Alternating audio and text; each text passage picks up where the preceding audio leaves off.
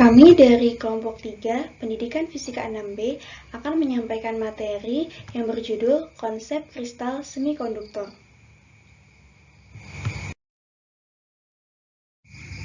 Nama anggota kami terdiri dari Khairunisa, Osa Aryo Bimo, Rizky Khairi Fadli, Salma Rihadatu Zulfa, Ismah, Mumun Munayenah, dan Nur Fauziah. Kristal semikonduktor. Semikonduktor merupakan bahan dengan konduktivitas listrik yang berada di antara isolator dan konduktor. Disebut semi atau setengah konduktor karena bahan ini memang bukan konduktor murni. Semikonduktor umumnya diklasifikasikan berdasarkan harga resistivitas listriknya pada suhu kamar, yakni pada rentang 10 pangkat minus 2 sampai 10 pangkat 9 ohm cm. Sebuah semikonduktor akan bersifat sebagai isolator pada suhu yang sangat rendah, namun pada suhu ruangan akan bersifat sebagai konduktor. Jenis semikonduktor ada dua, yaitu semikonduktor intrinsik dan semikonduktor ekstrinsik. Semikonduktor intrinsik ini semikonduktor yang murni, yaitu contohnya ada di golongan keempat A, Si, Ge, dan Ga. Semikonduktor intrinsik merupakan semikonduktor yang terdiri atas satu unsur saja, misalnya Si saja atau Gi saja. Pada kristal semikonduktor Si, satu atom Si yang memiliki 4 elektron valensi berikatan dengan 4 atom Si lainnya.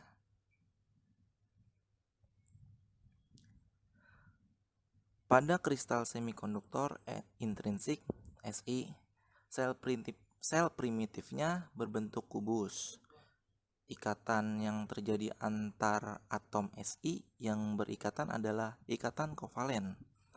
Hal ini disebabkan karena adanya pemakaian satu buah elektron secara bersama-sama oleh dua atom Si yang berdekatan.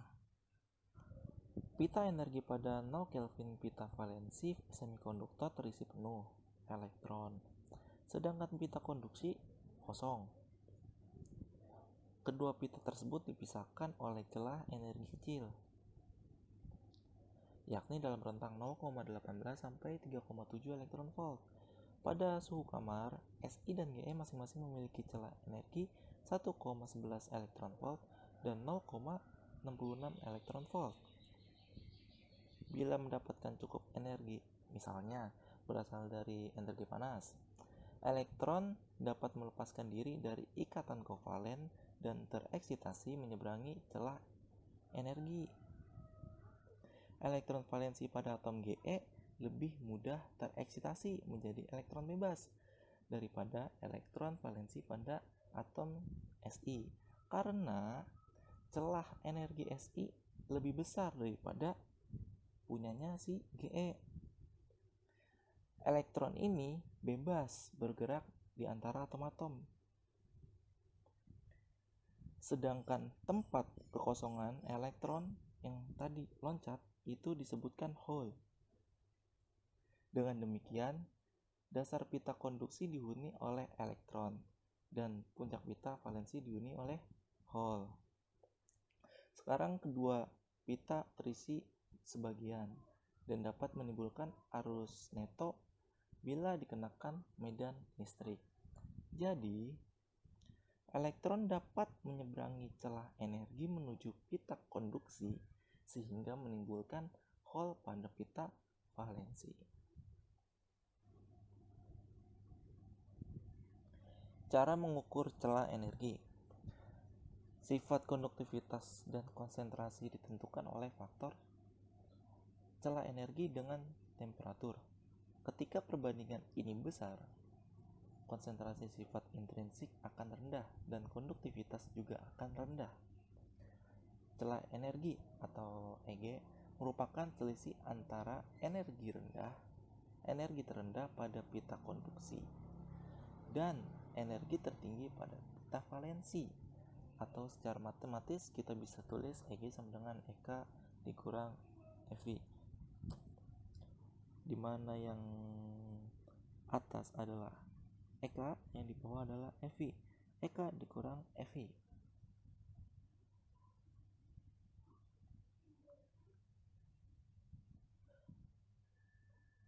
Untuk mengukur besarnya celah energi dapat dilakukan dengan dua cara, yaitu dengan penyerapan langsung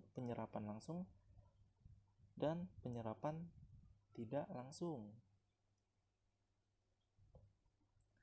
Pada penyerapan langsung, elektron mengabsorpsi foton dan langsung meloncat ke dalam pita konduksi. Besarnya celah energi sama dengan besarnya energi foton. Pada penyerapan tidak langsung, elektron mengabsorpsi foton sekaligus fonon. Proses ini memenuhi hukum konservasi energi, sehingga selain energi foton, terdapat juga fonon.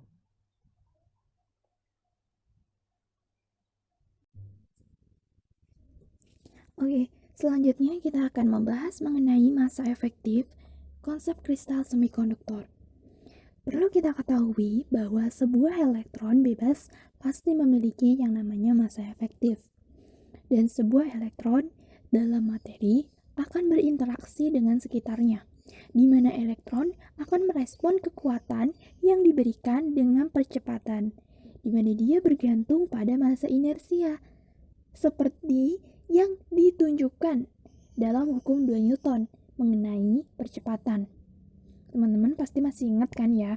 Selain itu, kristal semikonduktor memiliki massa efektif yang didapatkan dari persamaan gerak elektron karena faktor interaksi itu tersebut. Nah, massa efektif ini merupakan massa elektron ketika mengalami gaya atau percepatan. Apa itu massa efektif? Massa efektif merupakan massa elektron dalam pita energi ketika ia mengalami percepatan. Nah, sebuah elektron bebas memiliki massa efektif yaitu M0 sama dengan 511 kiloelectronvolts. Bagaimana kita menentukan besarnya massa efektif? Persamaan massa efektif ini kita dapatkan itu dari kecepatan elektron. Kenapa bisa seperti ini? Karena lagi-lagi bahwa elektron itu kan berinteraksi. Nah, ini merupakan respon kekuatan yang diberikan dengan percepatan, di mana dia itu bergantung dengan massa. Makanya untuk menentukan massa efektif itu bermula dari kecepatan elektron. Nah, persamaannya bentuknya seperti ini ya. Nah, kita turunkan terhadap waktu. Jadi persamaan dua ini kita bisa tuliskan seperti ini. Sebenarnya ini sama. Hanya ini ditambahkan kuadrat. Karena sebenarnya kalau dicoret, ini DK-nya hilang. Lalu, kita tuliskan persamaan gerak. Karena elektron itu ketika berinteraksi kan mengalami gerak. Nah, persamaan tersebut yaitu DK per dt sama dengan F per H. Kita substitusikan persamaan ini ke persamaan yang kecepatan tadi, yang ini. Nah, makanya jadi seperti ini.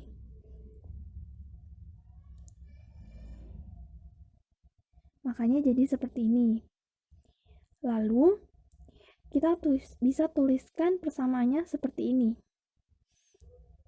Ini karena ini H bar, jadi H bar kuadrat. Nah, di sini persamaan yang ini nih, yang ruas kiri ini merupakan percepatan. Nah, ruas kanan ini merupakan sesuatu yang dikalikan dengan F. Jadi, kalau kita melihat hukum 2 Newton, yang ini nih, F sama dengan M kali A, dan A sama dengan F per M, kita bisa tuliskan seperti ini, yang A sama dengan F per M. Nah, kita bisa menganggap bahwa A itu sama dengan dVg per dt. Nah, F itu ya F ini, dan M-nya itu adalah massa efektif keseluruhannya nih komponen selain F ini, yaitu 1 D kuadrat per H kuadrat kali DK kuadrat. Makanya jadinya seperti ini persamaannya. M sama dengan H bar kuadrat per D kuadrat E per DK kuadrat. Jadi seperti itu awal mulanya massa efektif. Nah, yang perlu menjadi catatan bahwa elektron dalam kristal berkelakuan seolah-olah mempunyai massa yang berbeda dengan massa elektron bebas. Dan massa efektif ini bisa lebih besar atau lebih kecil, bahkan anisotropik dan berharga negatif. Dan yang penting, elektron dalam potensial periodik ini dipercepat relatif terhadap kristal dalam medan magnet atau medan listrik. Jadi seakan-akan elektron itu sama dengan massa efektifnya.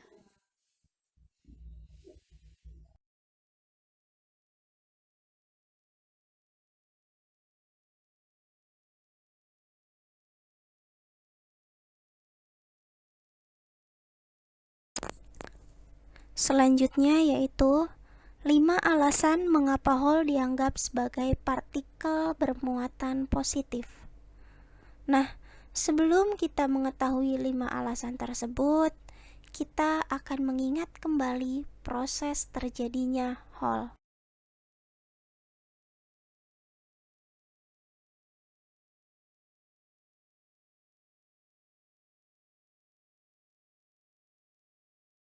Proses terjadinya sebuah Hall yaitu ketika sebuah elektron berpindah dari tempatnya sehingga menyebabkan adanya Hall. Sebelum kita tahu prosesnya seperti apa, kita harus tahu terlebih dahulu apa itu Hall. Hall dalam bahasa Inggris yang artinya adalah lubang. Perhatikan gambar 1. Di situ terlihat bahwa elektron belum berpindah. Lalu perhatikan gambar 2-nya. Elektron sudah berpindah, di mana elektron pada suatu wadah sudah melompati pita konduksi, sehingga di situ ada 2, yaitu Hall dan elektron. Dari pita valensi ke pita konduksi, sehingga di pita valensi menyebabkan adanya Hall. Lihat di gambar yang paling bawah. Nah, di situ kan adanya elektron yang berpindah kepada pita konduksi. Atau bisa disimpulkan juga bahwa Hall disebabkan oleh pindahnya elektron dari pita valensi ke pita konduksi.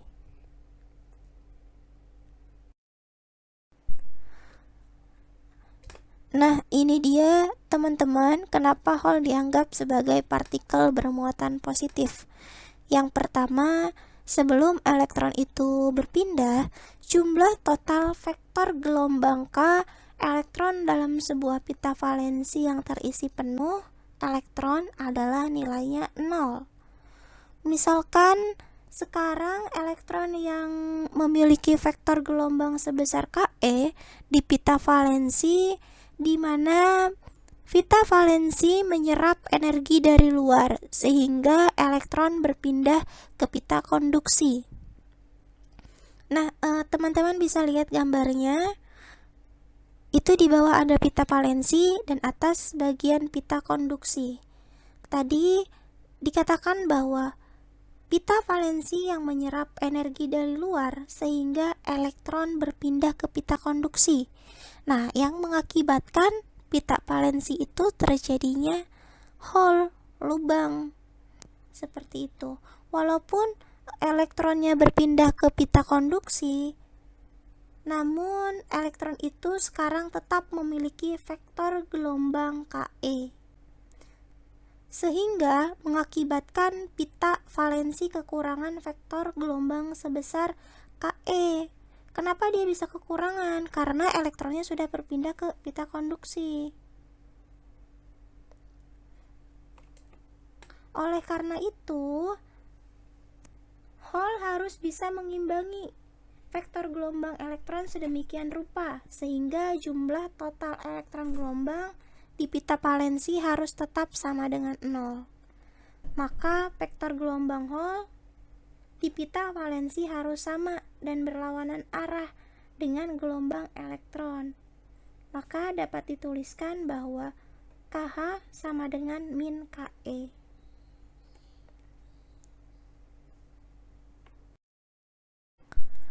Lalu yang kedua yaitu energi Hall di pita valensi adalah sama dan berlawanan tanda dengan energi elektron di pita konduksi, yang artinya bahwa energi yang ada di pita valensi sama dengan energi yang ada di pita konduksi, hanya saja berlawanan tanda di pita konduksinya. Bisa dituliskan EH KH sama dengan min EE KE, di mana EH adalah energi Hall dan EE adalah energi elektron. Lalu yang ketiga yaitu kecepatan kelompok Hall VH. Kenapa dia dilambangkan V? Karena kecepatan itu lambangnya V adalah sama dengan kecepatan kelompok elektron. Hal ini disebabkan oleh alasan yang pertama. Alasan yang pertama tuh yang ada yang KH sama dengan min KE, sehingga DE per DK-nya adalah sama. Dan dapat diperoleh bahwa VG itu kecepatan grup atau kelompok VG Hall sama dengan VG elektron.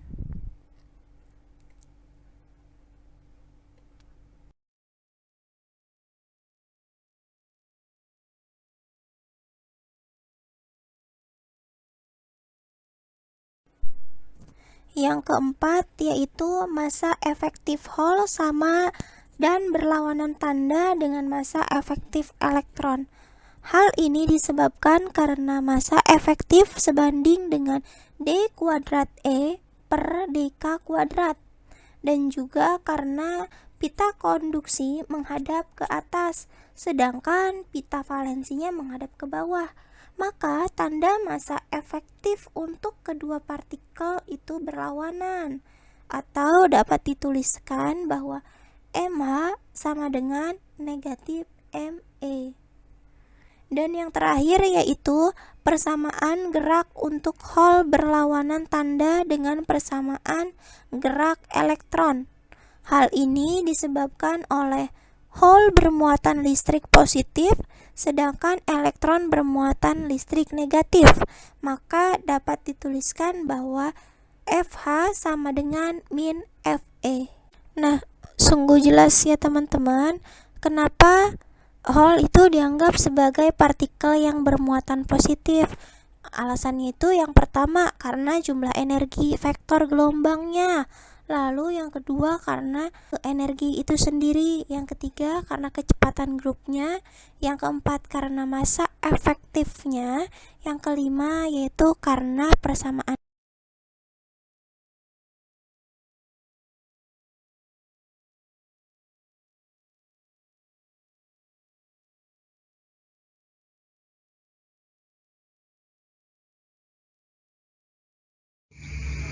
Selanjutnya, kita akan membahas mengenai konsentrasi elektron pada semikonduktor intrinsik.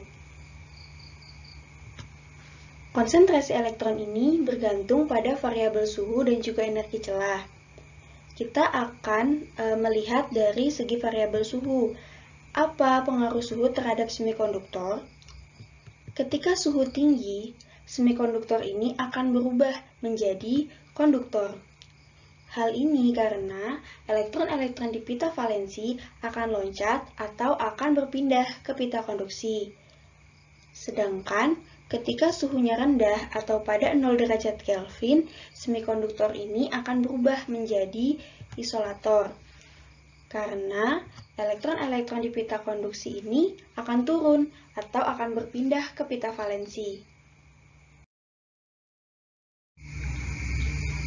Lalu, bagaimana agar elektron bisa loncat ke pita konduksi? Caranya adalah dengan menambahkan energi luar, misalnya energi panas, yang besarnya minimal sama dengan energi celah.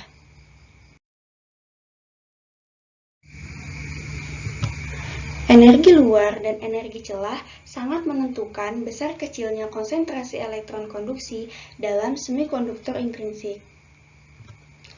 Pengaruh energi luar dapat dikaitkan dengan kenaikan suhu semikonduktor, sehingga dapat kita katakan bahwa ketergantungan konsentrasi elektron terhadap energi luar adalah sama dengan ketergantungan konsentrasi elektron pada suhu semikonduktor.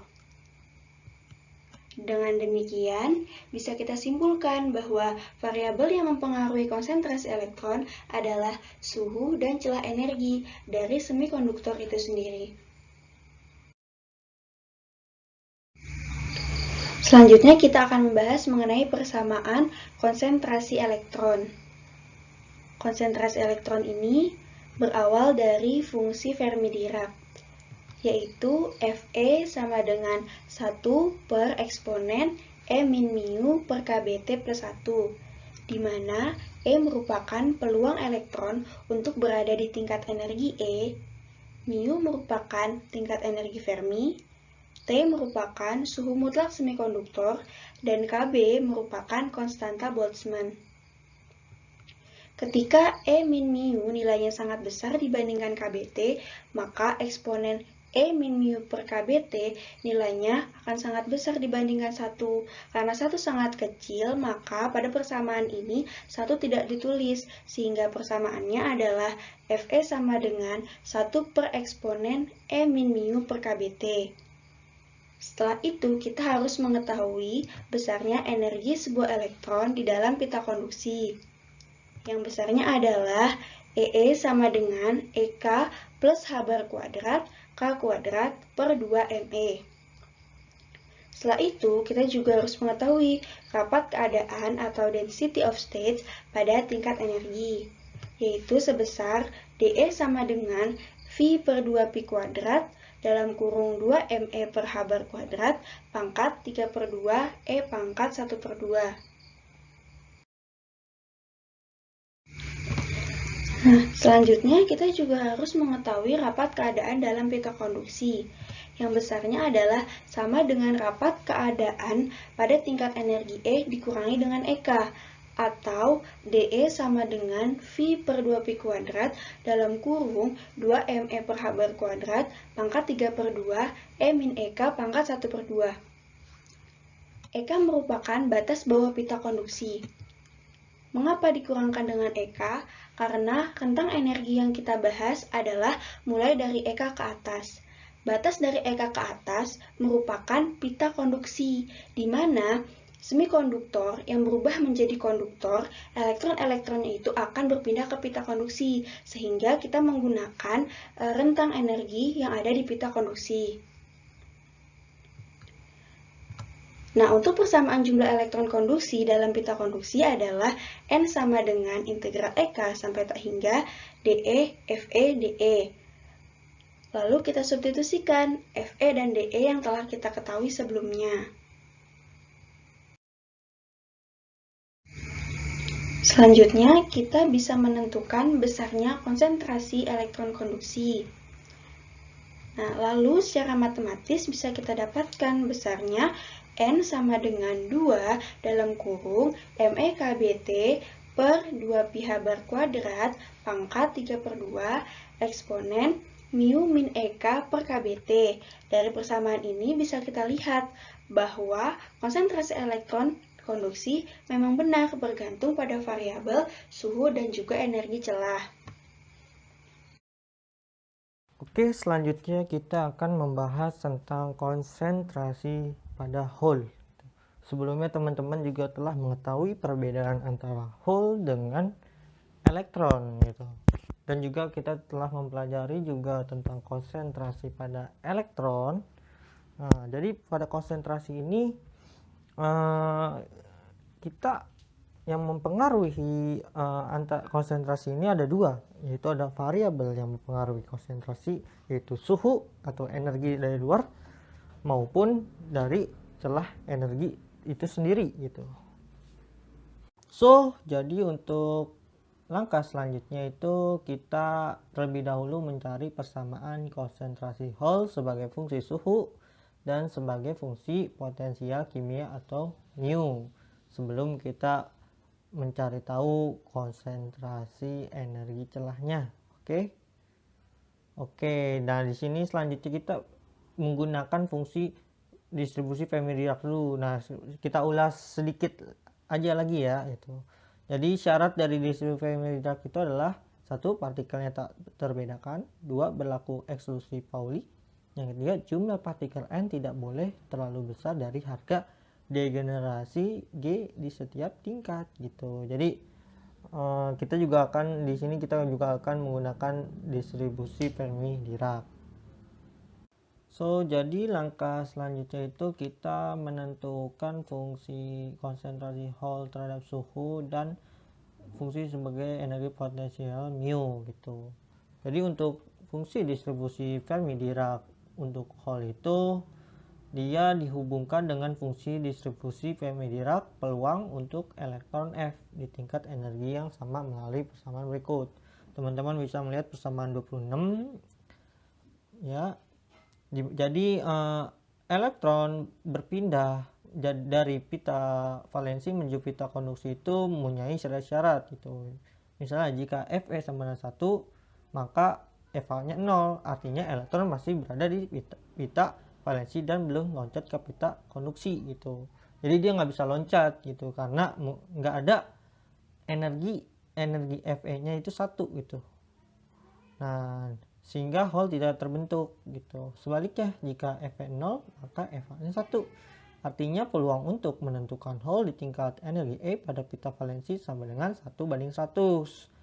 Nah, ini berarti bahwa elektron yang semula berada di tingkat energi E tersebut sudah loncat ke pita konduksi gitu, teman-teman. Dengan hal tersebut secara matematik dapat ditulis dalam persamaan seperti dalam persamaan 27, teman-teman gitu. Langkah selanjutnya itu kita mengambil salah satu contoh dari konsentrasi elektron yaitu persamaan 11, kemudian dipadukan dengan persamaan 27 menjadi persamaan 28 gitu. Nah, sekarang pembilang dan penyebut pada persamaan 28 kita bagi lagi dengan eksponensial E dikurang U mu per KBT gitu, sehingga hasilnya menjadi persamaan 29. Oke, dari persamaan 9, jika mu dikurang E lebih kecil dari KBT, maka nilai eksponensial mu dikurang E per KBT itu kurang dari 1. Sehingga angka 1 pada penyebut dalam persamaan 29 dapat diabaikan dan persamaan 29 dapat ditulis sebagai halnya dengan persamaan 30 gitu. Teman-teman bisa lihat di persamaan 30 gitu. Persamaan 30 ini menyatakan nilai peluang atau fungsi distribusi Fermi-Dirac untuk menemukan Hall di tingkat energi E pada pita valensi gitu. Nah, selanjutnya itu kita dapat menentukan rapat keadaan atau density of state untuk Hall gitu. Karena Hall dianggap sebagai partikel yang bermassa mh dan energi maksimum untuk Hall adalah eV gitu. Maka rapat keadaannya dapat ditulis pada persamaan 31. Teman-teman bisa lihat. Nah, dengan menggunakan persamaan 30 dan 31 kita dapat menghitung konsentrasi Hall yaitu P di pita valensi dengan menggunakan prosedur yang sama dengan prosedur untuk menghilangkan konsentrasi elektron di pita konduksi gitu. Jadi konsentrasi Hall atau P dapat dihitung sebagai berikut. Nah, selanjutnya itu dari hal tersebut ya, P sama dengan H per V, di mana H jumlah Hall di pita valensi dan V adalah volumenya. Nah, nilai H dapat dihitung dari persamaan berikut nih, persamaan 33 dan 34. Teman-teman lihatin. Nah, dengan menggunakan teknik variabel seperti pada persamaan 24 yaitu persamaan konsentrasi elektron, akhirnya kita dapat memperoleh jumlah Hall sebagai berikut. Nah, teman-teman bisa baca. Jadi persamaan terakhirnya itu persamaan 36 itu persamaan konsentrasi Hall gitu pada fungsi suhu dan fungsi mu, ketetapan tuh. Nah, dan belum akhirnya kita mendapat persamaan 36 itu persamaan konsentrasi Hall pada fungsi suhu dan fungsi energi potensial kimia atau mu gitu. Dan ini belum merupakan fungsi dari energi celah, yaitu Eg. Nah, untuk mendapatkan fungsi energi dari celah dan suhunya, maka yang kita lakukan itu yaitu mengalihkan persamaan 25 itu dan persamaan 36 gitu. Kalau teman-teman ingat, persamaan 25 itu adalah persamaan konsentrasi elektron, fungsi suhu dan mu, dan persamaan 36 adalah persamaan yang kita telah temukan tadi itu. Nah, dari hasil perkalian tersebut didapatkanlah persamaan 43 melalui tahap-tahap yang banyak sekali itu. Teman-teman bisa baca gitu. Dan dapatkan hasil akhirnya itu persamaan 43 gitu. Dari persamaan 43 tersebutlah kita akhirnya akan mendapatkan persamaan ke 44, yaitu memperoleh nilai N dan maupun nilai P sebagai fungsi energi celah Eg dan suhu T itu sebagai berikut gitu. Seperti yang kita lihat pada persamaan 44 ini, bahwa konsentrasi tersebut merupakan fungsi eksponensial dari T dan Eg gitu. Dari persamaan ini kita dapat melihat bahwa makin tinggi suhu semikonduktor, maka semakin tinggi konsentrasi elektron konduksi gitu. Hal ini mudah dipahami sebab makin tinggi suhu berarti makin tinggi energi panas dari luar, sehingga makin banyak elektron di pita valensi yang dapat meloncati celah energi dan menjadi elektron konduksi di pita konduksi gitu. Akibatnya makin banyak elektron konduksi berarti makin banyak hole gitu, makin banyak lubang di pita valensi gitu. Masih di persamaan 44 di atas, kita dapat melihat bahwa makin kecil energi celah, makin besar konsentrasi elektron konduksi. Hal ini pun mudah dipahami sebab makin kecil energi celah berarti makin mudah elektron di pita valensi untuk loncat ke pita konduksi gitu. Hasilnya konsentrasi elektron konduksi meningkat. Demikian pula halnya dengan konsentrasi hole di pita valensi gitu. Jadi dari bab ini kita mempelajari bahwa elektron itu enggak serta-merta melompat gitu, tapi ada syarat-syaratnya itu. Syarat-syaratnya itu mendapatkan energi dari luar yang besar, yang besarnya itu melebihi atau sama dengan celah energi. Yang kedua adalah celah energinya memang kecil gitu, sehingga dapat melewati gitu. Misalnya gimana kalau celah energinya besar banget, terus energinya yang kita berikan kecil gitu, ya maka bahan tersebut bukan bahan semikonduktor gitu. Maka bahan tersebut adalah bahan isolator yang tidak dapat mengantarkan listrik. Jadi konsentrasi energi ini merupakan cikal bakal besar kecilnya energi listrik yang dihasilkan ataupun tidak pula menghasilkan listrik gitu. Baik, kita ke materi selanjutnya, yaitu kristal semikonduktor ekstrinsik. Apa sih kristal semikonduktor ekstrinsik itu? Semikonduktor yang telah terkotori atau tidak murni lagi oleh atom dari jenis lainnya dinamakan semikonduktor ekstrinsik. Semikonduktor tidak murni ini karena sudah disisipi oleh atom lain. Proses penambahan atom pengotor pada semikonduktor murni disebut pengotoran atau yang biasa kita tahu yaitu doping. Dengan menambahkan atom pengotor yang disebut dengan impurities, struktur pita dan relisitivitasnya akan berubah. Golongan 3A dan 5A dapat digunakan untuk mengotori semikonduktor murni. Ketidakmurnian dalam semikonduktor dapat menyumbangkan elektron maupun hole dalam pita energi. Lalu, konsentrasi elektron dapat menjadi tidak sama dengan konsentrasi Hall. Namun, pada masing-masing ini bergantung pada konsentrasi dan jenis bahan ketidakmurniannya. Jenis semikonduktor ekstrinsik ini dibagi menjadi 3. Yang pertama ada semikonduktor ekstrinsik tipe N, yang kedua ada semikonduktor ekstrinsik tipe P, yang ketiga ada semikonduktor ekstrinsik paduan. Jenis semikonduktor yang pertama yaitu semikonduktor ekstrinsik tipe N. Semikonduktor dengan konsentrasi elektron lebih besar dibandingkan konsentrasi Hall disebut dengan semikonduktor tipe N. Semikonduktor tipe N ini menggunakan semikonduktor intrinsik dengan menambahkan atom donor yang berasal dari kelompok 5. Nah, misalnya ada antimoni, ada arsenik, dan fosfonus. Lalu pada gambar ini yaitu kristal semikonduktor ekstrinsik tipe N 2 dimensi. Ini adalah pita energi semikonduktor ekstrinsik tipe N.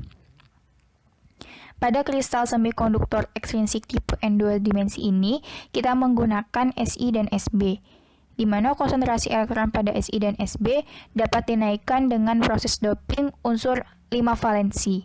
Kita lihat di sini ada 5 valensi dan sisa 1 yang disebut dengan elektron bebas. Sisa 1 yang disebut dengan elektron bebas. Nah, elektron bebas ini yang nantinya akan menjadi elektron pendonor. Nah, di sini ada elektron intrinsik dan ada elektron ekstrinsik. Elektron ekstrinsik ini nantinya akan terektrisasi ke dalam pita konduksi dan elektron bebas ini atau donor ini akan terionisasi. Atom donor ini akan terionisasi, ekstrinsik ini akan terekstinsi ke pita konduksi. Nah, untuk itu jumlah elektron bebas itu yaitu gabungan dari elektron ekstrinsik dan elektron intrinsik lebih besar dibandingkan dengan jumlah Hall intrinsik. Oleh sebab itu, elektron di dalam semikonduktor tipe N ini disebut pembawa muatan mayoritas dan Hall disebut sebagai pembawa muatan minoritas. Semikonduktor selanjutnya yaitu semikonduktor ekstrinsik tipe P. Semikonduktor tipe P yaitu di mana konsentrasi lubang lebih tinggi dibandingkan dengan elektron. Dapat diperoleh dengan menambahkan atom akseptor. Pada Si dan B ini menggunakan atom akseptor unsur valensi 3. Nah, unsur valensi 3 ini yaitu misalnya boron, aluminium, dan gallium. Boron, aluminium, dan gallium ini memiliki 3 valensi. Maka terdapat satu kekosongan untuk membentuk ikatan kovalen. Nah, maka untuk mengisi kekosongan ini yang disebut dengan akseptor. Atom tersebut akan mengikat elektron dari pita valensi yang berpindah ke pita konduksi. Valensi yang berpindah dengan konduksi. Nah, atom akseptor ini karena ia berpindah, maka ia akan berpindah muatan menjadi muatan negatif.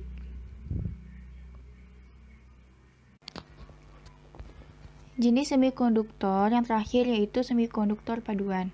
Semikonduktor paduan dapat diperoleh dari unsur valensi 3 dan valensi 5. Paduan 3 misalnya GAS atau GASB atau dari unsur valensi 2 dan valensi 6 yaitu paduan 2 dan paduan 6 misalnya ZNS. Ikatan kimia terbentuk dengan peminjaman elektron oleh unsur dengan valensi lebih tinggi kepada unsur valensi lebih rendah. Atom donor pada semikonduktor paduan adalah unsur dengan valensi lebih tinggi dibandingkan dengan unsur yang diganti. Atom akseptor adalah unsur dengan valensi lebih rendah dibandingkan dengan unsur yang diganti. Kita lihat pada gambar A, yaitu kristal semikonduktor paduan GAS dalam 2 dimensi. dan pada B, yaitu kristal semikonduktor paduan GaS tipe N 2 dimensi. Saya Khoirunisa dari NIM 38 Pendidikan Fisika 6B akan melanjutkan presentasi dari materi sebelumnya. Materi yang ingin saya sampaikan mengenai kristal semikonduktor intrinsik, dengan subbab yang akan dijelaskan mengenai konsentrasi elektron dan konsentrasi Hall. Sebelum kita membahas lebih dalam mengenai konsentrasi elektron dan Hall, kita sedikit ulang apa itu kristal semikonduktor intrinsik. Semikonduktor intrinsik adalah semikonduktor yang belum mengalami pengotoran atau penyisipan oleh atom donor atau atom lainnya, dan sering disebut dengan atom murni. Semikonduktor intrinsik adalah semikonduktor yang terdiri atas satu unsur saja dan tidak memiliki unsur lainnya. Nah, ini adalah contoh dari semikonduktor. Nah, ini semikonduktor dari pandangan dua dimensi, sedangkan contoh selanjutnya ini adalah contoh semikonduktor intrinsik dari pandangan ikatan kovalen.